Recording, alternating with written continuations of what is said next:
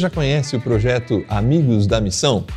É muito importante você que tem acompanhado a programação da TV Viva Promessa conhecer, se você ainda não ouviu falar, sobre o Amigos da Missão. Esse projeto, ele tem a intenção de que você seja um amigo da missão, contribuindo e ajudando a programação da TV Viva Promessa, e também a sua contribuição vai nos ajudar a partir da agência humanitária, em projetos humanitários no Brasil e em todo o mundo. Então, é fácil. Você faz o seguinte: acessa amigosdamissão.org e lá você vai ver as diversas maneiras que você tem para contribuir com esse projeto. E vai ser muito legal ter você como mais um amigo da missão. Então vai lá, rapidinho, entra agora e contribua com esse projeto que quer levar o Evangelho e levar solidariedade para tantas pessoas.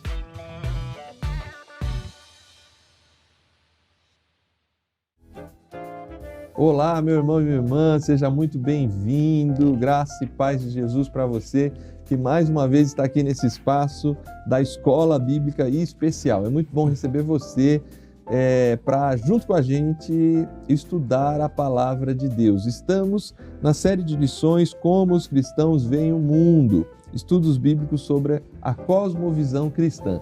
Semana passada, conversamos sobre de onde viemos. Talvez uma das primeiras perguntas do ponto de vista da filosofia, ou mesmo da religião, da ciência, que nos ajuda a estabelecer as bases principais, o alicerce de uma visão de mundo. A segunda pergunta talvez seria a que temos aqui na quarta lição: quem sou eu e por que estou aqui? Convide aí os seus amigos, irmãos da sua igreja local, de outras igrejas, para você que gosta, que é amante do estudo da Palavra de Deus, para que a gente possa aqui juntos se aprofundar nesse estudo. Mande aí o convite, dispare aí nos seus grupos de WhatsApp, nas redes sociais, porque está começando mais uma lição bíblica e é daqui a pouco.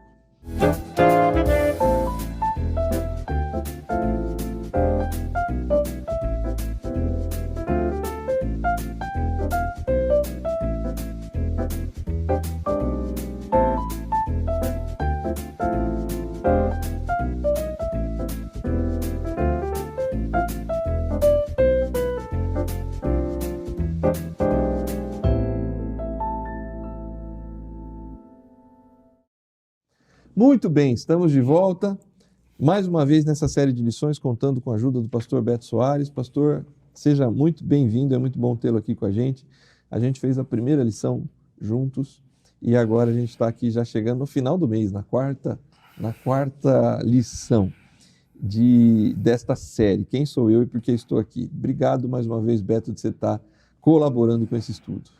A graça e a paz de Jesus, Júnior, a todo mundo que está assistindo a gente, como eu falei daquela vez, nesse tempo ou em outro momento. Exatamente. Mas que seja um tempo, quando você estiver assistindo, de aprendizagem, crescimento, enfim, que isso te acrescente coisas na sua vida, coisas importantes. Muito bem, vamos lá. Antes da gente entrar no estudo propriamente dito das perguntas dessa lição, semana passada nós estávamos na lição de número 3 e falamos um pouco sobre a ideia de onde viemos, a origem de todas as coisas, né? Então, assim, eu acho que essas perguntas, elas vão se conectando, né? A resposta de uma influencia diretamente a resposta da outra, né? Se somos frutos de um processo evolutivo, a percepção do ser humano será uma, né? Quem somos, né? E por que estamos aqui. Se a gente parte de um pressuposto casuístico, do acaso, né? Sem nenhuma razão específica, uma grande coincidência de elementos que puderam convergir para que o mundo, o universo, o planeta Terra existisse como existe e aqui fosse possível a geração de vida, a percepção do ser humano será outra. Se a cosmovisão cristã, que aponta para um Deus criador, que cria por meio da sua palavra e que ao criar o homem, como diz aqui o nosso texto base, né? Criou Deus o homem à sua imagem, a imagem de Deus os criou, homem e mulher os criou. Se esta é a verdade, quem somos e por que estamos aqui tem uma outra resposta, né? Sim, sem sombra de dúvida, né? Vem a ideia de propósito muito forte nessa fala aqui, né? A gente não é o resultado de um processo que ocorre sem qualquer direcionamento. Existe um propósito, há um porquê de criar homem e mulher, né?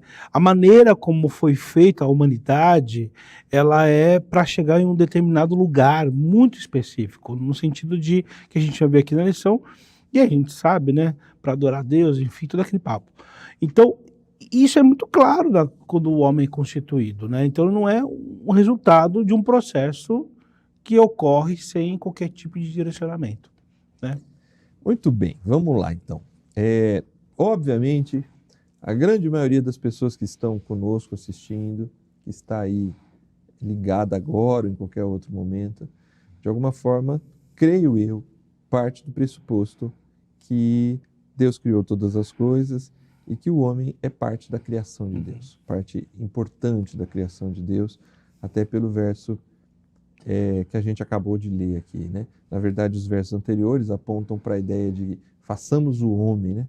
Façamos o homem à nossa imagem e nossa semelhança. Deus pega pó da terra, sopra nas suas narinas o fôlego de vida e o homem se torna alma vivente. Existe na criação do homem um interesse especial, né? Que aponta, eu acho, a lição defende, aponta para quem somos, né? E por que estamos aqui. A primeira pergunta, nesse sentido, ela é muito peculiar, né? O ser humano pode afirmar com certeza que é criação de Deus?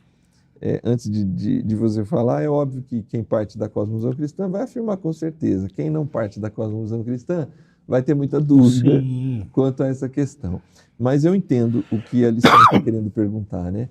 Há evidências, há possibilidade da gente afirmar a partir da cosmovisão cristã, essa certeza de que Deus cria o ser humano a partir de suas partes constitutivas, enfim, como é que a gente ajuda o estudante que já acredita nisso e que a gente possa também ajudar essa discussão, né? O homem é criação de Deus? Para essa resposta, é claro, a gente olha para a palavra de Deus, a gente crê que a palavra de Deus é verdade absoluta e a gente não questiona isso. Mas quando a gente vai olhar o ser humano e a gente olha a perfeição com que o ser humano ele é constituído, não tem como não falar que Deus não está nessa história. Há muito tempo atrás, Júnior, quando eu estava na minha pós-graduação, no meu doutorado, eu fiz o doutorado numa área de neurociência, e aí eu estava mexendo com um negócio que a gente chama de citoarquitetura, que é como que você vai ver... Citoarquitetura. É como que a célula está estruturada, basicamente isso. Eu estava fazendo, tinha um monitor, e aí eu estava fazendo ali marcações, colorações, aí passa um professor ateu, ele vira assim e fala assim, rapaz, eu sou ateu, mas não tem como falar que não tem ninguém maior que não tenha pensado nisso, porque a perfeição desse negócio é algo incrível. Ele é um especialista nisso, ele quer ver, ó. Ele começou a fazer medidas, né? E você vê que tem determinadas estruturas com medidas exatas, conforme ele fala, viu, não muda a medida, cara, isso aqui não tem como falar que é obra do acaso. Ele falou isso? Ele falou, e aí ele sai, enfim. E eu tenho essa frase no meu coração, desde esse tempo, que, de fato, não tem como ser descido ao acaso. E quando a gente vai olhar a perfeição do corpo, no meu caso, que eu gosto mais do cérebro, como ele é feito, como ele é particionado, a gente tem áreas para sensação tátil, para falar, para compreender, para ouvir.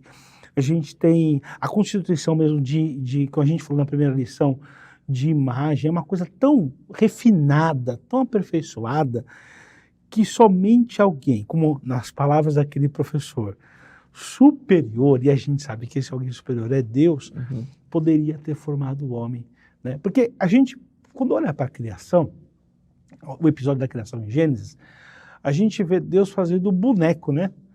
Mas e dentro? Porque dentro é muito, muito complexo. O ser humano dentro dele tinha uma exposição chamada do corpo por dentro, alguma coisa assim, famosa, que andou pelo Brasil inteiro.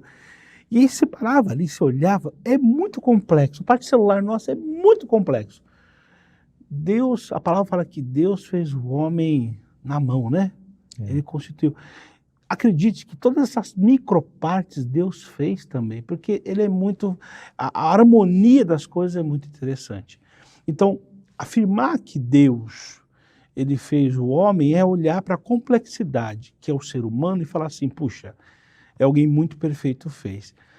Já respondendo a sua pergunta aí também, indo para a sua pergunta, nós temos duas partes constitutivas, segundo o autor da lição. Uma parte material, que é isso que eu estou falando aqui, e uma parte imaterial, que vai para lá da nossa consciência, lá da nossa percepção, da nossa espiritualidade. Somos formados por essas duas partes, segundo o autor da lição aqui.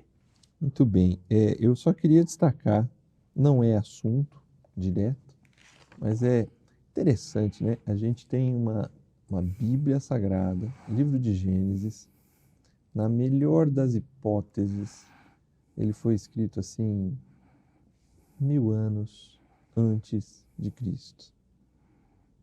Na pior, na melhor, não importa. Assim, é um livro muito antigo, dentro de uma cosmovisão, de uma antiguidade. Mas como como a cosmovisão cristã, como a palavra de Deus, ela acerta para além do seu tempo. Porque nós estamos diante de um livro, e em alguns momentos, nesse mesmo livro, nós vamos ver um tratamento para a mulher inferior ao tratamento para o homem. Mas a Bíblia não se omite, e para além talvez da compreensão do autor, é assim, olha, Deus fez, Deus criou, Deus concedeu imagem e semelhança para homem e mulher. A humanidade, né? Não há diferenciação no cuidado da criação de Deus para o homem e para a mulher, né? Nesse ponto do texto, nós estamos diante de uma verdade que precisa fazer parte da cosmovisão cristã. Homem e mulher foram criados ambos por Deus, com a mesma qualidade de imagem e semelhança de Deus. Né? Sim, sim. E essa qualidade, imagem e semelhança de Deus, eu gosto de pensar, Júnior, que está na complexidade do ser humano. O ser humano é muito complexo, tanto do ponto de vista estrutural, como do ponto de vista psicológico, comportamental. Ele tem... acho que o melhor exemplo de complexidade do ser humano é a linguagem. A gente consegue expressar em sons os nossos pensamentos, as nossas emoções, as nossas ideias. Conseguimos passar para as próximas gerações informações através de sons que fazemos pela boca, coisa que outros animais já não conseguem fazer. Então daí dá para ver a complexidade que Deus fez o homem, a perfeição como ele fez o homem. Muito bem. A segunda questão vai trazer a segunda questão do título, né? Quem sou eu? Então, criados por Deus. Por que eu estou aqui? Por que estamos aqui? Aí eu acho que faz todo sentido pensar num Deus criador. Tanto como disse seu professor, né? Tem muita perfeição aqui. Sim. Mas parece que o ser humano também é extremamente sonhador, visionário, quer coisas, tem um senso de responsabilidade diante das pessoas e da natureza. Parece que a gente tem um propósito, né? E temos um propósito.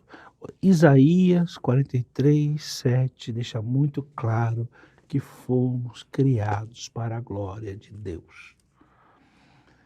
Mas você fala assim, puxa, mas Deus fez a gente para ficar admirando. Não é uma glória contemplativa, mas é uma glória na qual nós participamos dessa glória, exultando a Deus, como está lá em Salmo 104, 31. Exulte o Senhor por todas as suas obras. Aqui tem o verbo que vai falar assim, olha, você é ativo na hora de exultar a Deus. Você não é uma glorificação passiva, parada, mas você está fazendo aquilo acontecer. Então, o ser humano é criado com o propósito de que a glória de Deus seja manifestada, de adorar a Deus, de manifestar a glória de Deus. E aí, é claro, né, se a gente for pensar bem, né, esse é um dos grandes problemas do homem desde a sua criação, né? Quando ele rompe com esse negócio de adorar a Deus. lá atrás, a gente volta lá no Éden, né? Claro, não é o escopo aqui da lição, mas não tem como deixar de pensar nisso, né? Lá atrás do Éden, o homem vai lá, ele rompe com essa função de adorar a Deus, quando ele quer ser igual a Deus, quando a serpente tenta, a mulher fala assim, olha, ele falou para você não comer da árvore, porque se você comer, você vai ser igual a ele. Quando dá esse estalo na mulher, ela rompe com esse processo, né? Ela não, o homem também, porque a gente não... Eu entendo que os dois estavam ali juntos, o homem estava calado nessa história toda, né? Mas a humanidade rompe com esse negócio de adoração e fala assim, opa, eu posso ser igual a Deus.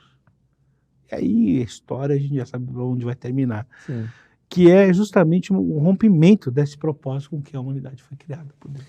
Essa, para mim, é um dos conceitos presentes na ideia de imagem e semelhança, principalmente no conceito de imagem, é que o homem ele é colocado na Terra como representante do Criador, como representante do Rei do Universo.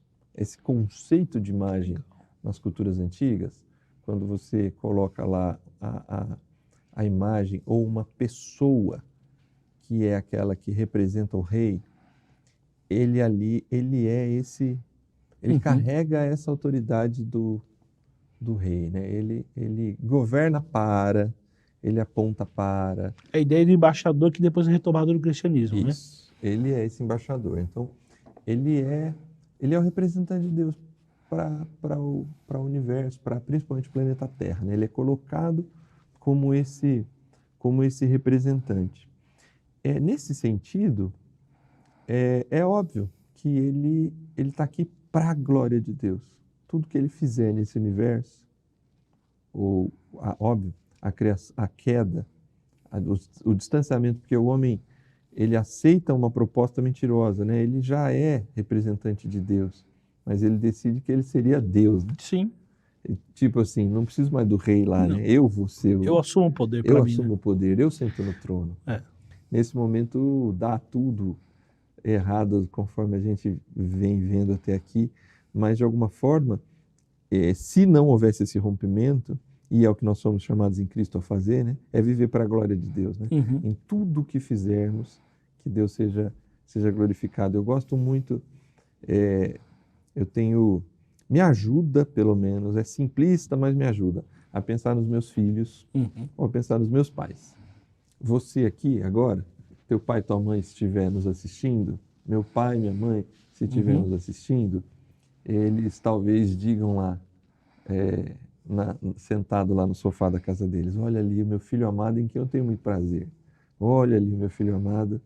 É uma glória para o pai e para a mãe ver você fazer algo que lhes dá prazer, que faz assim, fizemos um trabalho bem feito, Sim.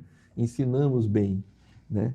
Então assim, quando eu vejo meu filho, alguma coisa que eu ensino, uma criança, eu tenho um de 10 e um de 6 anos, cada coisa que eles fazem, que de alguma forma eu me sinto assim, eles estão apontando para aquilo que eu ensinei e deu certo. De alguma forma, o sentimento é que eles me glorificam, sem palavras, sem dizer assim, glórias ao meu pai Júnior, mas eles me glorificam porque os outros ao redor olham e falam assim, é filho do Júnior e da Paula. É a ideia de satisfação, na verdade, do Criador com a criatura. No teu caso, do pai com o filho. Isso. Mas você fica... Veja, eu acho legal essa ideia tua, porque o fato do teu filho fazer bem aquilo que você ensinou ele a fazer e que te traz muita alegria, que você, puxa, nossa, valeu a pena, né? Não faz você amar mais ou amar menos o seu filho. E eu acho muito legal isso. Porque quando eu transporto isso para Deus, e claro, Deus ele faz o homem, e o homem, para o homem justamente, eu gostei dessa ideia, do homem fazer o que foi ensinado, porque Deus dá muito claro, ó, você vai nomear animais, você vai fazer, deixar muito claro algumas funções para o homem. E fazer aquilo bem feito faria parte dessa adoração a Deus, mesmo depois do rompimento do homem com Deus, que ele deliberadamente fala assim, não, quero ser Deus agora. Isso. Não muda o amor de Deus em relação à humanidade. Porque Deus não vai lá falar, joga fora, vamos partir para a próxima. Isso. Não. Ele vai lá, tem um plano de salvação, justificação através do sacrifício de Cristo na cruz. O amor de Deus é o mesmo pela humanidade. Sim. Pode estar decepcionado com a humanidade. Decepcionado no sentido de que né? Não era bem isso que eu queria que eles fizessem, mas ok. E aí vem o amor de Deus, que é o mesmo mantido. Muito legal isso. Por isso que ele continua chamando a gente para a glória dele. Exatamente. Porque essa glória dele aponta para o fato de seres humanos que cumprem o seu papel. Por que estamos aqui? Uhum. Para quando eu produzir ciência neurolinguística aqui, ou de neurologia, quando eu produzir um sapato, ou quando eu vou à igreja e levanto minhas mãos em adoração, em cada um desses aspectos, sejam religiosos ou que a gente chama de secular, né, da nossa atividade profissional, seja ela qual for, eu posso e devo. Paulo fala isso, né, em tudo que você fizer, né, você glorifique a Deus, né, você seja grato a Deus. Isso a gente é chamado, a gente está aqui para cuidar desse universo de tal forma que tudo que a gente faça por ele glorifique a Deus. No rompimento, a gente se distancia disso, tenta trazer a glória para a gente e cria um problema muito grande, porque já falamos em algumas lições, devemos falar em outras, nós não somos o centro do universo. Sim. Deus é o centro de todas as coisas e Ele chama Jesus para que tudo convirja em Cristo Jesus. Mas daqui a pouco a gente já está falando do Evangelho aqui. Não, já estava com 1000 coisas na minha cabeça. O tema da lição. Antes da gente continuar, a gente vai para o intervalo rápido e daqui a pouco a gente volta para as questões finais dessa lição. Espero você. A paz do Senhor Jesus, meu irmão, minha irmã, paz do Senhor Jesus, povo promessista. Você que está acompanhando agora a programação da TV Viva Promessa, eu tenho um pedido especial a fazer a todos vocês. Se vocês puderem, contribuam com a TV Viva Promessa. Assim, nós poderemos evangelizar muito mais pessoas. Além da TV Viva Promessa, a sua oferta como amigo da missão ajuda também os projetos da Agência Humanitária Brasil. Nós temos 2 projetos em andamento. Rolim de Moura, em Rondônia, Tajapuru, em Breves, no Pará. São os 2 projetos. Além desses projetos, estamos engajados em visitar as cidades mais pobres da América do Sul, para que a igreja também possa ser uma bênção para as pessoas que estão numa situação de miséria. Com a sua oferta, nós podemos alcançar muito mais pessoas. Contribuam, orem por esse projeto. Que Deus lhes abençoe. Bem, Beto, estamos de volta aqui para as 2 últimas questões. A terceira questão ela vai falar sobre a pessoalidade, como um aspecto da imagem e semelhança de Deus. Isto é, o quanto essa pessoalidade aponta para a ideia de sermos a imagem e semelhança de Deus, talvez coisas que outros animais da criação não carreguem. Uhum. A pessoalidade tem a ver com a consciência, a maneira de interagir, a consciência na interação. Fica claro para mim a pessoalidade de Deus, quando eu já falei aqui, na comunicação, quando o homem ele é capaz de se comunicar com... Deus faz o homem com a capacidade de se comunicar de uma maneira muito sofisticada, suas ideias, suas emoções, seus pensamentos. E dessa maneira ele consegue exercer aquele dever que Deus deu de dominar a terra. Se a gente pode colocar uma diferença significativa entre o homem e as outras criações, veja, as outras criações também têm fôlego de vida, é lógico, elas surgiram através do poder da palavra de Deus, mas elas surgem também complexas nas suas estruturas e tudo mais. Mas se tem uma boa diferença, é essa consciência que é expressa através de linguagem. Você fala, mas tem espécies que se comunicam quimicamente, como é o caso de formigas e abelhas. Tem espécies que emitem som e as da mesma espécie conseguem entender. Tem sim. Cetáceos fazem isso muito bem, como é o caso das baleias e golfinhos. Só que não com a complexidade como que o homem faz. Por exemplo, vamos pensar nos cetáceos, que imitam aqueles cantos da baleia, que é muito legal aquele negócio ali, mas não tem a poesia que a gente consegue fazer. Aí eu penso, por exemplo, na poesia de Luiz Camões lá, né, os Lusíadas, né, as armas, os barões assinalados, e aí ele vai embora ali na poesia dele, não consegue fazer com essa complexidade.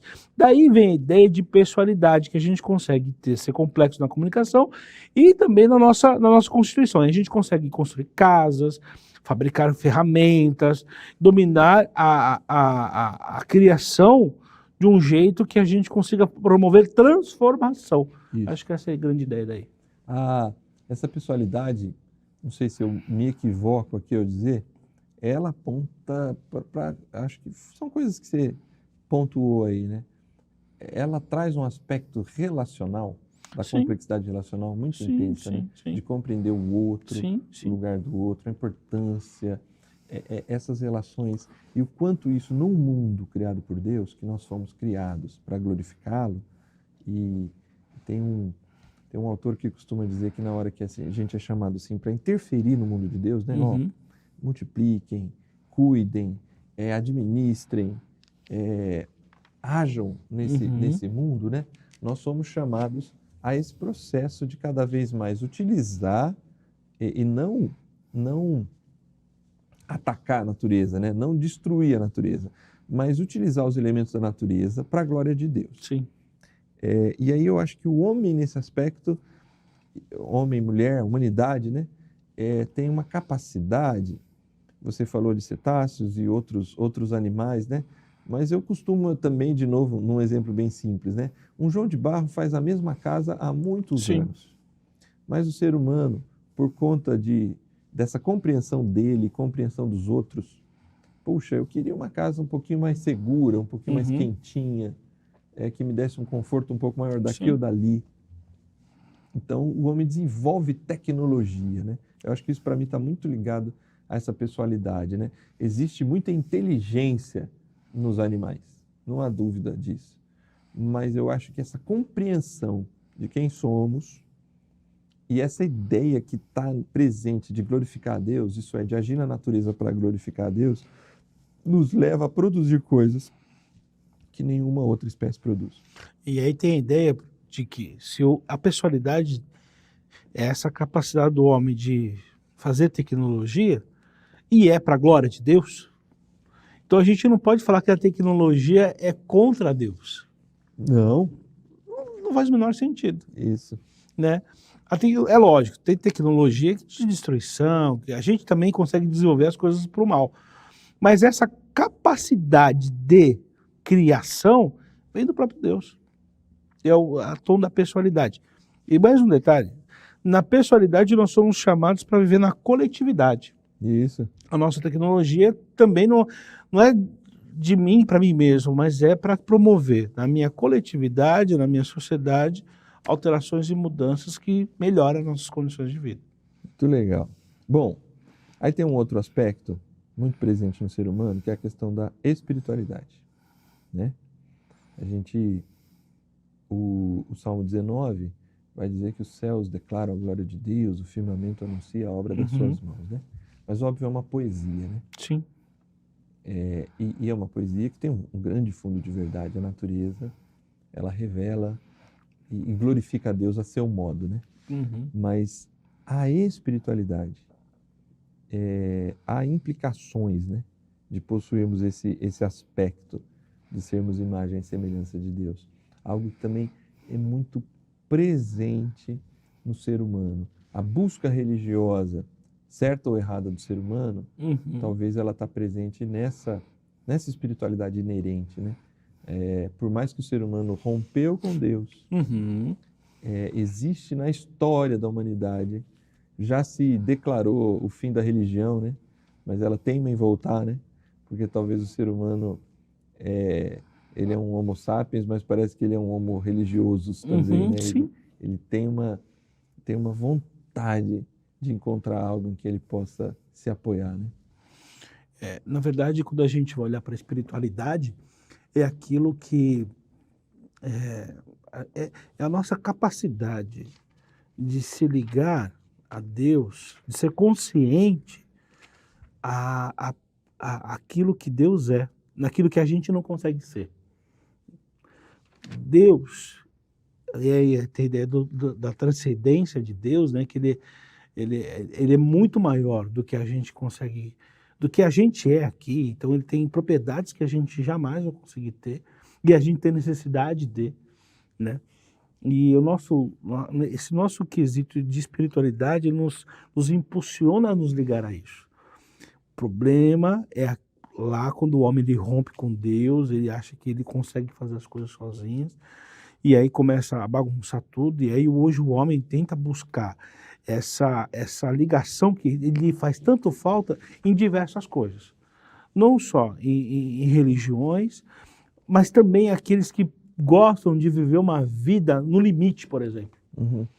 Essa ideia de que a morte pode estar muito próxima dele e que, de certa forma, ele tem controle sobre a morte, porque ele tem essa ideia que a gente se liga a Deus, falando assim, puxa, e a morte eu acho que é muito interessante, porque quando é o rompimento, né? Olha, o dia que você pecar, você vai morrer. Então a gente pecou e a gente corre da morte até então. E é com isso que Deus fala, olha, existe, para você escapar da morte, aceite Cristo como Salvador, que ele morreu a tua morte. Então, você tem esse caminho de fugir da morte, entre aspas. Então, o ser humano, esse lado espiritual dele tenta essa fuga da morte, né? Também acho assim. Então, eu ligo às religiões orientais, às religiões de contemplação, essa brincadeira de arriscar minha vida sempre, até mesmo eu me ligo, quando eu não consigo me ligar a nada, eu procuro respostas em substâncias químicas e assim vai. E isso entende em parte esse comportamento do homem que muitas vezes pode ser não compreendido, ou é compreendido como destrutivo, ou alternativo, mas não. É uma maneira do homem tentar fugir desse desespero que a morte trouxe com o pecado e essa espiritualidade que faz parte do homem, colocado de fábrica, né, por Deus, em nós. Esse colocado de fábrica é interessante porque parece que o ser humano ele tem uma... É dele, né? É uma busca por esse algo a mais, né? Seja em aspectos religiosos ou que a gente poderia considerar não religiosos, né? Substâncias químicas, ou o consumo, os prazeres. O ser humano, ele vai fazer um Deus para ele, né? Vai fazer um Deus para ele. Isso, alguns autores, óbvio, que não partem da cosmovisão cristã, vai justamente dizer isso, né? Que a ideia da divindade sagrada é sempre um reflexo Sim. Do ser humano, né? Uhum. Mas do ponto de vista da cosmovisão cristã, na verdade, existe um desejo de retorno, é um desejo muito presente, e o homem pode errar no alvo, não chegar a Jesus Cristo, mas existe essa sensação de que tem algo para além da morte, que é possível, não é possível que a vida se resuma só a isso aqui. Acho que o Eclesiastes, o pregador, ele fala um negócio que Deus colocou no coração do homem, a eternidade. Né? Existe um desejo para além de si mesmo, né? Para além do corpo físico. É uma vontade, é um negócio que alguns vão chamar de espiritualidade, outros vão chamar de força de potência, ou tantas outras coisas na psicologia, em tantos outros aspectos, mas é uma necessidade do ser humano de ser, né? de estar, de se posicionar, de viver, né? A morte, ela é um grande intruso, né? E esse comportamento de fugir dela, eu digo que ela é filogenética. O que eu quero dizer com isso? Nós temos comportamentos filogenéticos que são aqueles que são passados de geração em geração através dos nossos genes. É um mecanismo muito complexo, mas que são coisas que vêm passando para a nossa sobrevivência. Por exemplo, né? Aquele famoso martelada no joelho que você ergue, aquilo é filogenético. Aquilo vem, temos genes que fazem aquilo. Também com o passar do tempo, alguns genes são ativados ou desativados. Esse negócio, outro exemplo de filogênese é igual um exemplo que você deu numa das lições aqui, do olhar no escuro. A gente abre o olho e aí nossa pupila ela vai modificar conforme a luz. Isso é filogenético. Isso vem de fábrica.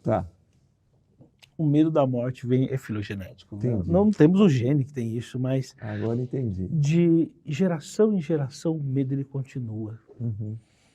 Tem um processo que a gente chama de ontogenético, que é o que você aprende durante a vida, mas eu gosto de pensar que esse medo da morte, que é o que nos liga, nos acende a espiritualidade, de nos ligar a Deus, ele é filogenético. De toda geração tem essa necessidade.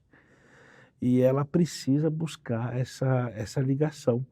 Mesmo que ela negue, fale, não tenho, mas o fato dela falar que ela não tem, não significa que ela não exista esse, entre aspas, gene, né, a ser ativado ou desativado. Não sei se dá para entender aqui a minha viagem, mas enfim. Né? Do ponto de vista da cosmovisão cristã, em Oséias 6,3, né, que é um dos textos citados nessa quarta pergunta, conheçamos o Senhor, esforcemos-nos por conhecê-lo.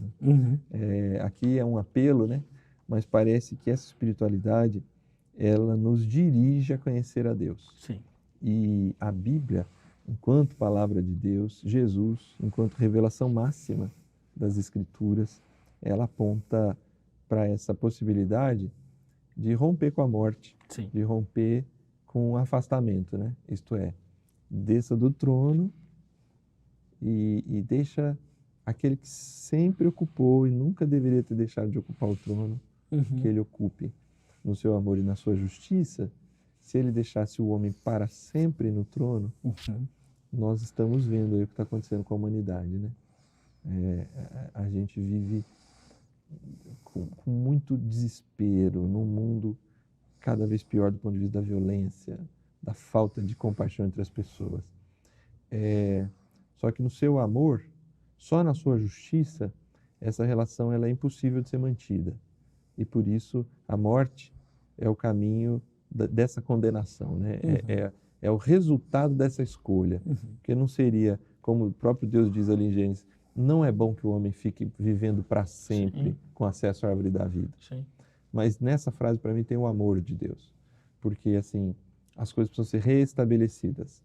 O trono precisa ser restaurado para que o ser humano pudesse voltar a desfrutar, viver no universo, glorificar a Deus, se desenvolver para a glória dele e tendo essa vida que glorifique a Deus e que aponte para esses aspectos da pessoalidade, da coletividade, da representação de Deus e de uma espiritualidade dessa coisa de conviver, de conhecer, de experimentar Deus. Sim. Experimentar Deus. Sim. O que nunca deveríamos ter perdido é o fato de andarmos lado a lado com Deus. E o mais legal é como Deus ele faz o processo acontecer de maneira que a gente que saiu do Éden, onde a gente experimentava Deus, onde a gente tinha contato com Deus, onde a gente vivia em função de Deus, o caminho com Cristo a gente retoma esse caminho. Uma vez no reino de Deus, cidadão do reino de Deus, a gente retoma. Sim. Experimentar Deus, conviver com Deus, fazer as coisas que Deus manda. É isso aí. Pregava num texto esse final de semana, inclusive sugerido por um amigo meu, que para mim aponta nessa direção, né? Essa nova vida, essa nova criação, ela não está esperando chegar, né? Ela já acontece em Cristo Jesus, né? Ela há de se consumar em definitivo em algum momento da história, mas ela já está presente na vida daqueles que retornaram ao caminho da restauração. Reconstituir a pergunta, né? Por que nós somos formados, né? Para exaltação, para louvor de Deus. Em Cristo a gente retoma essa função Muito inicial. bem, é isso aí. Bom, na cosmovisão cristã, então, tem duas aplicações aqui. Se somos criação de Deus, quem vive pela cosmovisão cristã valoriza a vida. Está aqui nas aplicações. E se somos imagem de Deus, nós devemos na nossa vida manifestar a glória de Deus. Dar glória a Deus e manifestar a glória de Deus na nossa própria existência, naquilo que fazemos, pensamos e somos. Muito bem, chegamos ao final desse estudo, espero que tenha sido proveitoso para a sua vida, para a vida da sua igreja, e é muito bom sempre estar aqui com você. Beto, por favor, suas palavras finais e a sua oração para encerrarmos esse estudo. Amém. Eu provoco você a fazer a pergunta que a gente faz na lição. Quem sou eu e por que estou aqui? Essa é uma pergunta muito provocativa, porque nem sempre a gente tem uma resposta muito clara para ela. Muitas vezes a gente pergunta, mas o que eu me tornei na minha vida? Olhar para Cristo ele é fantástico, porque Cristo ele fala assim, olha, você vive para expressar o amor de Deus na vida de outras pessoas. Porque eu estou aqui para fazer diferença nesse mundo e para retomar aquilo que Deus mandou lá atrás. Cuida dessa terra. Cristo fala, cuida das pessoas dessa terra. Que você consiga responder essa pergunta, quem sou eu e por que estou aqui? Orar. Vamos orar. Pai, obrigado por esse momento de crescimento na sua palavra.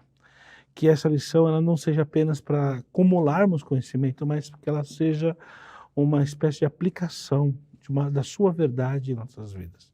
Que a gente não esqueça o que a gente aprendeu aqui e que possamos sempre, Senhor, ter oportunidades de refletir a nossa razão de existência, que é o Senhor. Obrigado por esse tempo, em nome de Jesus. Amém. Amém. Obrigado, Beto. Amém. Obrigado você que nos acompanhou até aqui. É sempre muito bom ter você aqui. E a gente continua semana que vem na lição de número 5, continuando o estudo Como os Cristãos Veem o Mundo. Que Deus te abençoe e até a semana que vem.